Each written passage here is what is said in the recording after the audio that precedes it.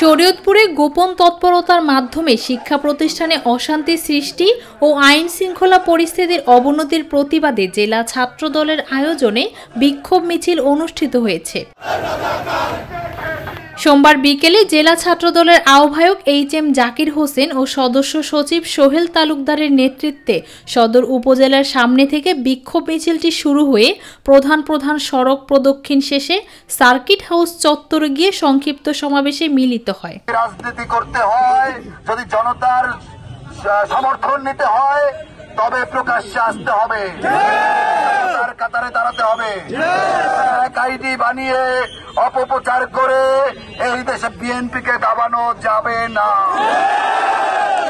সমাবেশে অংশ নেন জেলা ছাত্রদলের সিনিয়র যুগ্ম আহ্বায়ক আসলাম মাহমুদ, আহ্বায়ক রাসেল মাহমুদ, ইভান খান সহ ছাত্রদলের বিভিন্ন পর্যায়ের নেতাকর্মীরা।